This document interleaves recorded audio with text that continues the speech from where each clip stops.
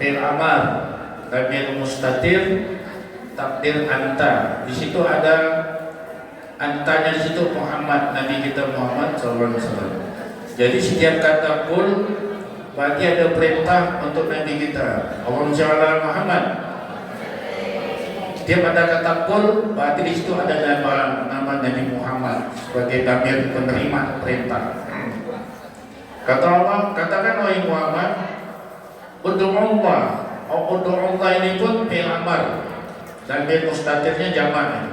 Ya, kepada kita diperintahkan ya untuk memohon kepada Allah. Jadi nama Allah ini dikaitkan dengan permohonan-permohonan. Apapun yang terjadi dalam hidup kita, maka sebutlah nama Allah. Kalau dulu misalnya kita lewat, pernah diajarkan masa kecil lah, tapi datuk nenek. Semenjak kita ngamalkan tarik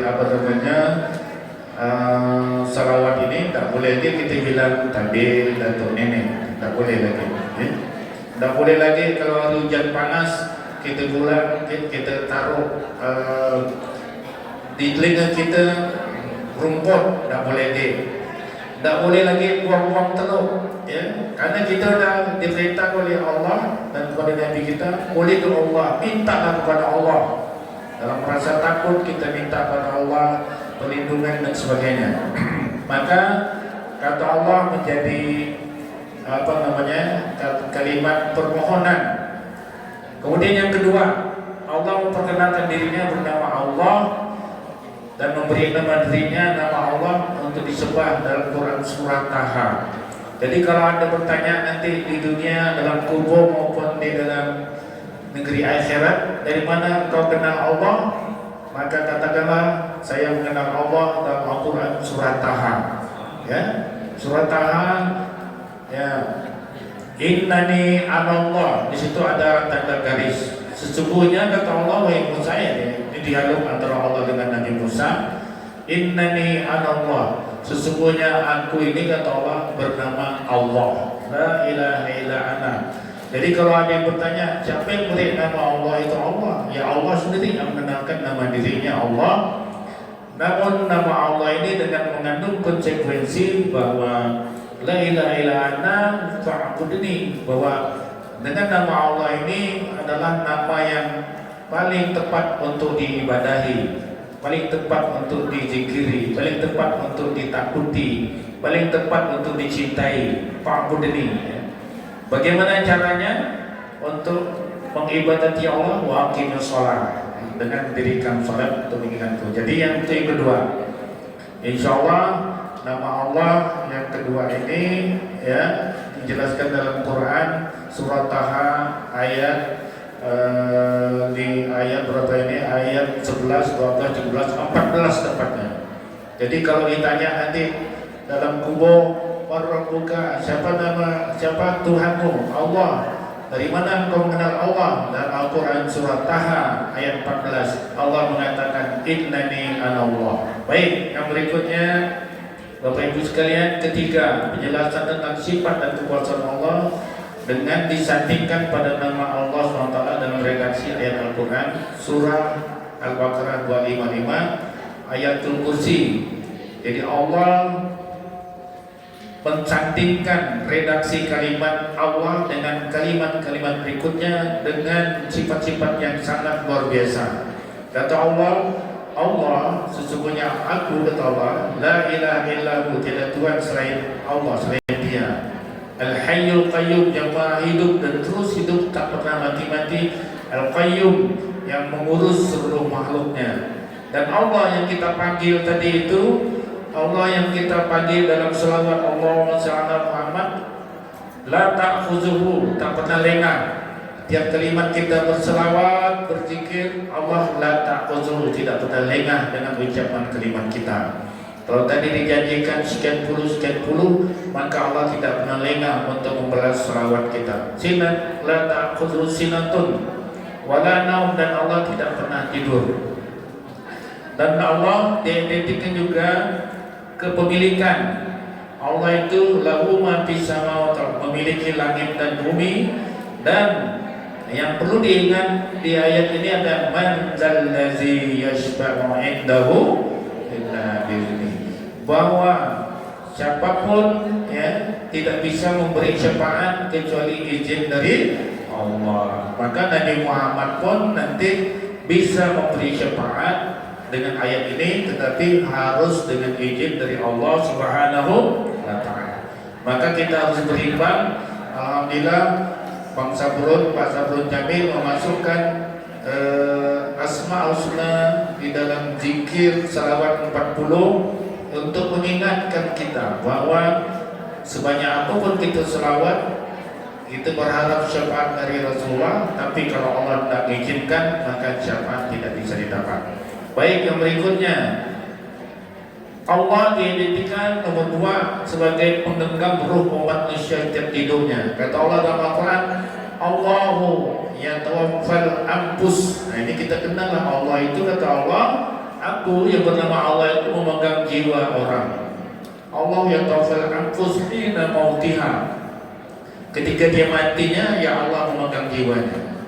Kemudian wallati lam tamut fi manabiha, dan Allah juga memegang orang yang belum memegang ruh atau nyawa orang yang belum mati di waktu tidurnya. Ayat ini menjelaskan kepada kita ibu-ibu bahwa Allah yang bernama Allah itu tiap malamnya saat kita tidur dia menggenggam ruh kita ya. Nanti kita bangun nyawa kita dibalikan lagi. Oleh karena itu waktu kita tidur kita disunahkan oleh Rasulullah membaca doa Bismillahirrahmanirrahim ahya wa amut. Bangun dari tidur kita alhamdulillahillazi ahyana ba'da ma amatana wa ilaihi nusyur. Maka kita menjadi ingat ketika disebut nama Allah, ya Allah, sebentar lagi ruh aku akan dipegangnya. Maka kita disunahkan waktu mau tidur itu bergosok gigi ya, berwudu, kemudian setelah itu kita membaca surah-surah yang diperintahkan, berzikir, berselawat, seperti paling kurang baca Al-Ikhlas 3 kali ya. Qul huwallahu ahad, Allahu samad, lam yalid walam yulad. Setelah itu kita berpasrah ya, qul rabbil falaq, rabbin nas. Setelah itu paling kurang itu kemudian kita mengatakan bismillah, dengan nama Engkau ya Allah aku hidup dan mati. Bismillah mahya wa amut ya. Maka kita tidur miring kanan, miring kanan. Maka saat tidur pun setelah itu Allah menggenggam ruh kita, ya Allah kembalikan ruh aku nanti saat jam 3, jam 2 untuk salat tahajud. Nah, insyaallah bangunkan aku.